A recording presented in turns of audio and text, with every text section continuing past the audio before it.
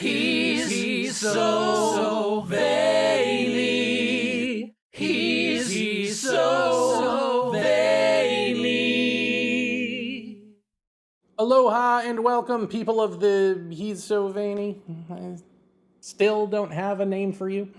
Here's a video I have not seen. I don't know anything about. I just saw the title, The Fundamental Reality of Consciousness. Is it just a construction of your mind? And I want to know. I want to know the answer to that. How about you? Let's find out. Is reality something tangible, or is it just a construction of our minds? Is it consciousness that creates our reality, or is it the result of something outside of us? In the grand scheme of the universe, is our three-dimensional perspective really too limited? Outside of that last question, the first bunch of questions are dual, is it this or is it that? It sounds like there could be some other options, but okay. These are some of the questions you may ask yourself as you reflect deeply on the nature of reality. Our reality is just a perception. Through our five senses, we can only understand a mere construct of reality. The three-dimensional nature of our world limits our worldview. Okay, so we hear this all the time, right? And it's not that it's not true that our perception sort of forms reality, but we never really drill down into what that actually means practically. Like, I'm looking at a chair, and that chair looks a certain way to me. It has a certain color to it, it has a certain shape, and how definite I can drill into the details of the chair with my eyes depends on my eyesight. The color depends on my color blindness or not. The shape and whether it's talking to me or not, right? Like, there are lots of things that this object we call a chair could look like, sound like, feel like, be like, depending on what sensory organs I'm working with and how functional they are. Let's put it that way. But I don't know of any organism on the planet that's not going to whack into the chair if they walk by it. Like, the chair is the chair. The chair is an object in that sense. And I know objects are an amalgamation of particles, which are really just waves, which are really just consciousness. Yeah. But if we're going to be honest about what it means to say that everything is perception, there's still enough agreement for us to have, for instance, house pets, right? Like, those of you who have cats and dogs and goldfish or have watched any animal or insect, you know that they know what is there, that there is something there, right? They know to go around a chair or jump on it. They don't go through it. They don't not acknowledge it. They might not know what it's for. Same thing with fish in a fish tank. If you put a little plastic tree in there, they'll swim around it. It's not going to be a ghost to them. It's not like out of sight, out of mind for them, even if it looks completely different than how we would perceive it. So the thing is still the thing, right? At the end of the day. Perception just puts a coat of paint on it. With the predominant paradigm of duality shaping all aspects of the physical and spiritual on Earth. Think about it. There are no absolute truths in this world. There are only different lenses of perception. Wrong. Okay, folks. It's time to learn. All right. We live in this thing called postmodernity, where we deconstruct things and we claim that there's no such thing as the absolute. And as evidence, people who tend to be absolutist tend to be dictatorial or judgmental or, firm and whatever. Like, not people you want to have at a party. Certainly not people you want to lead anyone. But it's only through the negation of the self that one comes upon the absolute. You can see this in a way. Like, you can say, for instance, let's just take beauty. Beauty, if you see something that is beautiful, a beautiful sunset, a mountain, a person, you can say, oh, that person's beautiful. You can get lost in the beauty, where you're gone and there is only beauty. There's only the feeling that you have for this beauty, right? We've all had moments of this sort of clarity in our lives with something beautiful. Now, if you kill the person, if you take a wrecking ball to the mountain, please don't do anything to the sun, but if you do, if you somehow get rid of the sunset or the sunrise, you die. Wait, no. Do you take away beauty, or do you just take away the object of beauty? Do you take away the thing that is expressing beauty? So the thing is the subjective perceptual lens bit that they're talking about. But the absolute is the fact of beauty itself, which is not comprised of thought. It's not a thought construct. It is its own entity being expressed, if you want to call it that, being expressed through and as these things that we find beautiful. So beauty exists whether you take away the beautiful thing or not. You're welcome. Reality is a perception because its truth has validity only for you. This diversity of perspectives is what makes our world beautiful. No, this is what makes fascism.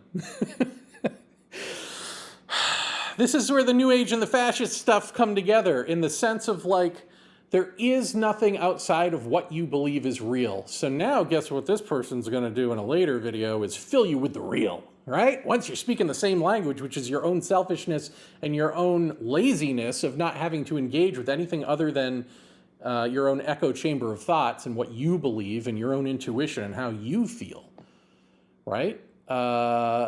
Once they've engaged that and you've fallen for it, now they can tell you more, which is like, here's what that means, folks. But no, that's not what makes the world beautiful. It's actually what is destroying the world.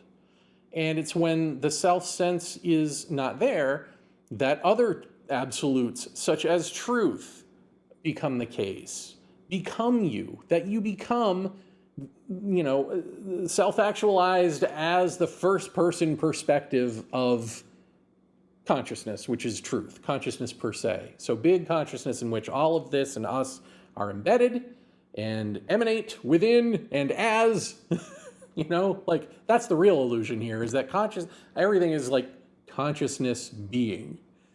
So the illusion is when, as we live, we get too overly identified and caught up in what consciousness per se is being. A human, this personal human, Jeremy, and all the baggage that goes with that, and all the calamitous stuff that I evolve into through my own, you know, quote unquote, free will.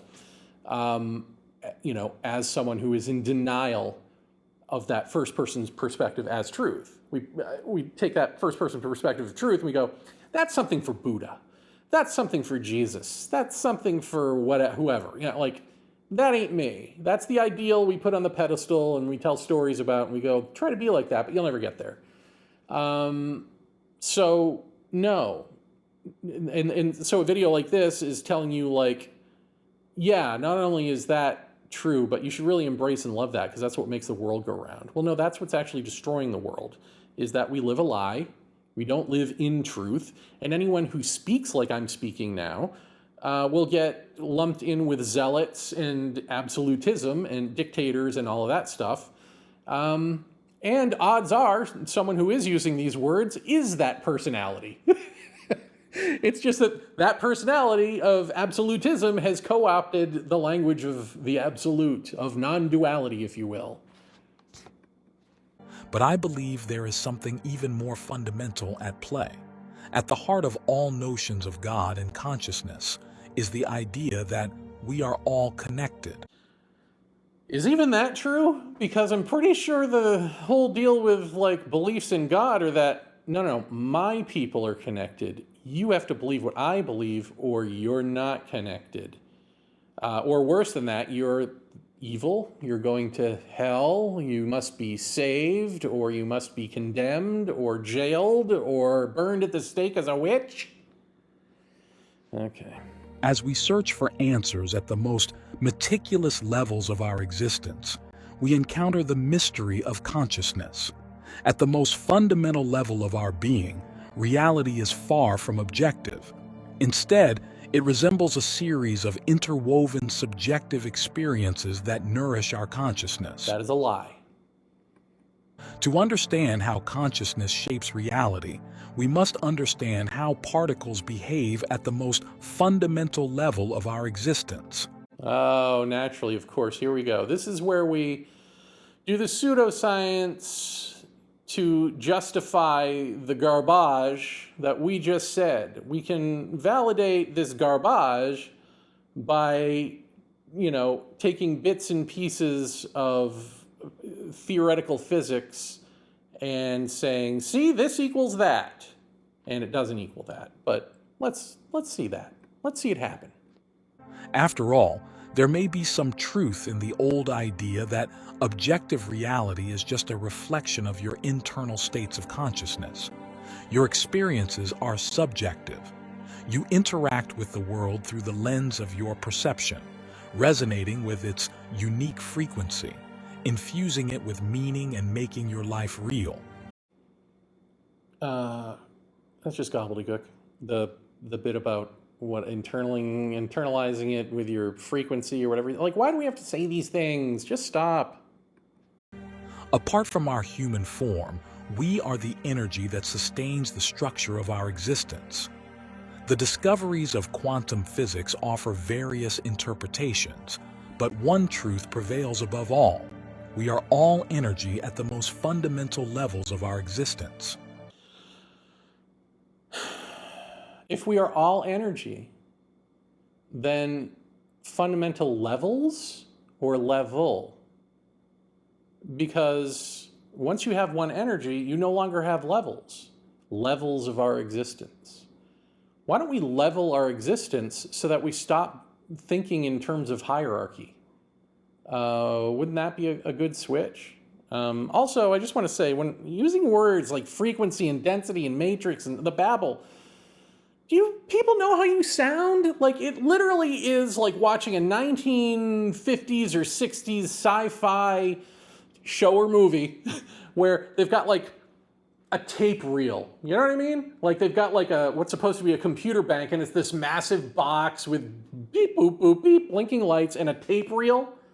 That's what these words are. You're the fucking tape reel of a 1950s sci-fi movie where you think you're futuristic and you think you're speaking the language, man, and you're saying something that's like, ooh, ah, and it's like, talk about outdated thinking. My God.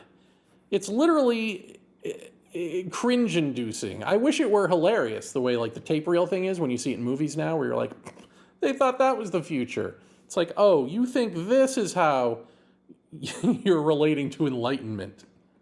We exist as particles and waves, and within our consciousness is the power to shape our own reality. Consciousness, the essence of our existence, is our window to the world, offering both awareness and ignorance. In our daily lives, we often let more pass than we absorb, casting a veil over profound truths that could offer consolation and enlightenment. But wait a minute. There are no truths. What are these profound truths? You said there are no absolutes. There are no absolute truths. If only we possessed a higher consciousness, a higher perception, we could feel more at ease, in harmony with the complexities of existence. How does that work? Oh, because you're a higher consciousness. So you, like, all of this stuff is, again, it's the tape reel. It's the thing that looks like how somebody who is not whole perceives wholeness from the not whole aspect. Your perception of reality, if you will, which is, oh, there's got to be a hierarchy, right? And the higher you go in your learning, in your education, in your evolution, the more complexity you can understand, just like school, right? I mean, just think about it. Just think about it this way. Does consciousness per se really have to unfold the way, I don't know, the US and the European school systems unfold? Is that really?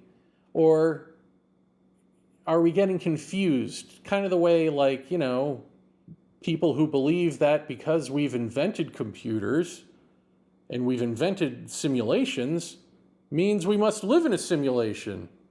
No.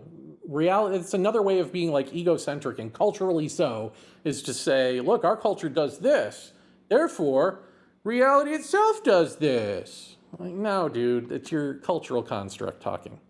Our consciousness acts as a filter, examining the vastness of existence, distilling the profound from the mundane. Our senses allow us to perceive the world, but they have their limits. They can only grasp a fraction of reality. To overcome these limits, we have created tools that help us extend our reach beyond the limits of our natural perception. Consciousness is a complex concept that involves the ability to perceive, understand, and be aware of oneself and the world around us. Although science has made significant advances in understanding consciousness, there is still much debate and mystery surrounding this phenomenon. The idea that we are a small part of the universe is truly fascinating. The matter that makes up our bodies and everything around us is made up of atoms. These atoms are the same chemical elements found throughout the universe. On a fundamental level, we are made up of the same components as the stars, planets, and galaxies. Whoa. Yeah? And? Which leads me to believe that we are products of evolution, shaped by natural processes taking place throughout the cosmos. At the deepest level, all the particles and fields in the universe interact with each other according to fundamental laws. So, we are not separate from this interconnected system, but are an intrinsic part of it. Explaining that we are part of the universe involves recognizing our deep interconnectedness with the cosmos. You know what's funny is these people who want to recognize their deep interconnectedness with the cosmos in this way are usually, I don't know, not the ones who really want to recognize their deep interconnectedness with Earth, with all the living beings around us. Pay lip service to it, but not really, not really act on that. Just say the thing that feels good to say, but we always want to put it out there, way as like big and broad as possible, and not ever deal with like what's right in front of us, not deal with ourselves, not deal with our own lack of interconnecting nature with Earth, the fact that we're, destroying the planet, the fact that we say the planet and make it a thing, which you shouldn't do because there are no things, it's all perception, remember? I remember. Both in terms of physical composition and natural processes. It's a perspective that reminds us of the humility and responsibility we have towards our planet, ourselves, and the universe as a whole. Should you be reminded of those things, or should they be you? This is, I guess, sort of the other point here, which is, all of this stuff, because it's kept in thought, because it's all, ascend the hierarchy, and it's not really you. It's you trying to do something, which you can then, if you decide, choose not to do anymore. That's your privilege. It's your right. It's not you. So if this were deeply you, you wouldn't need to be reminded of those things. They would be reflexive action, if you want to call it that. You would be caring for all because you would recognize that you and all are one, or that you and all are interconnecting, and taking care of the other is taking care of you. And this is something that's expressed in Hawaii, in ye old Hawaiian way, pre-Christians, pre-capitalism, where, and they're trying to sort of reboot this, if you want to use the computer terms, man, on Oahu, where you've got like an aqueduct or a stream that goes down the mountain, and it's everyone's job who lives in various villages along to take care of the place. Because to take care of it is to take care of the fish at the bottom and the fishing people, the fishermen and women at the bottom, who will then fish and then bring that, relay it back up the mountain toward you. So outside of the fish who have to die, everyone to be food, everyone along the way is helping each other. Helping each other is helping you. You're getting the best food involved from the fish below by taking care of the water up top. You get it, right? Like, that's just how life works. There's no question about it. There's no question away from it. And when your mind is such a mind, it doesn't need speeches on universal wholeness like this and, moving up the hierarchy. It's got fishing to do. Humanity's rise to dominance of the Earth was driven by our unique ability to connect, a network of collective consciousness that allowed us to rise above all other species. Again, we've got to be above. We've got to be unique. We've got to be special and separate. This, you can... while I appreciate the cool animations and stuff, you can put all the music and animation and physics and New Age talk to it. It's Christianity. All of this is Christianity. All of this is humanity on a pedestal, God's chosen people. Judaism, Christianity, Judeo-Christianity. Humanity is full of communities, each filled with individuals with unique talents. Some excel in the art of critical thinking, while others channel their creativity into masterpieces. But we all share fundamental qualities that shape who we are. In contrast to other creatures, we have the remarkable ability to shape our own destinies. We are like adaptable characters in the story of life. Okay, enough. I can't watch any more of this self-aggrandizement. My God, man, have you hung out with animals? They're their own people. Hey, we have 8 ducks. No, we have 7 ducks. One of them passed away. We have 7 ducks. And one of them, they're a pack animal. So their instinct is to always stay together and, run as one and be as one and all of this. Waddle as one, really, usually in single file. They're adorable. They look like the 7 dwarves at this point, hi-hoing it to work. I digress. But one of them doesn't really care about any of that. One of them goes against her programming. She will hang with the pack, but she's just as happy to let them go off, and she'll flop around in the bathtub or what, the kiddie pool that is their bathtub. Or go sleep alone somewhere or whatever, Like there's another who is sort of the rejected one who always wants to be with them and is way into the collective. But then there's her. And then there's all in between because they all have different personalities. That's the thing. It's real tempting to say, as I have said in the past in my own life, that the thing that separates humans from animals, because there's got to be something, right, is that we are an amalgamation of all the consciousness of the planet. So we have the ability to make choices that seem like free will, but when you look at anything in the animal and plant kingdoms, anything that we do has already been done by some other critter. It's just that we have the choice to choose between all of them and do whatever we want. And that animals are stuck in their instinctive programming. But it's not true. I was wrong when I said that, whenever that was. They're not stuck in their instinctive programming. But we're stuck in our psychological programming, which is why programming like this feels so good. Because again, let's stick with the Christian thing, the Christianization of the New Age, or of the rebellion against Christianity. Because to go to a New Age thing, at least back in the day, now everything's a smorgasbord. But you would, you'd be like rebelling against your upbringing or against the church, and you would go to these new airy-fairy flighty ideas, and they would appeal to you. But the reason that they would appeal to you is, because at the core, they sound awful familiar. They're basically the tenets of Christianity, where you're the superstar, you're God's special chosen, and all the animals are lesser, and they're here to do with free, as you please.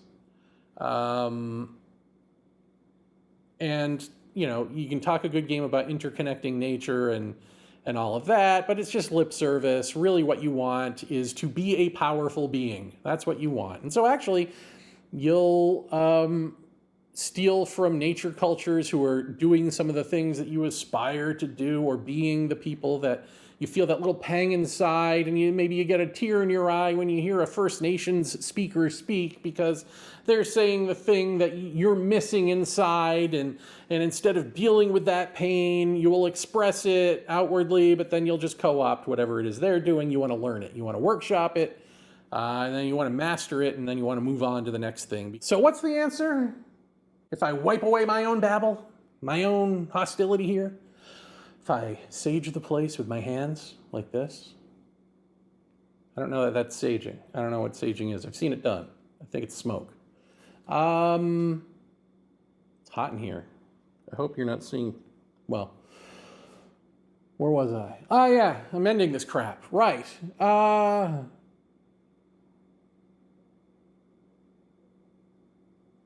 The answer to all of this is to just look at it. Be honest. Honesty.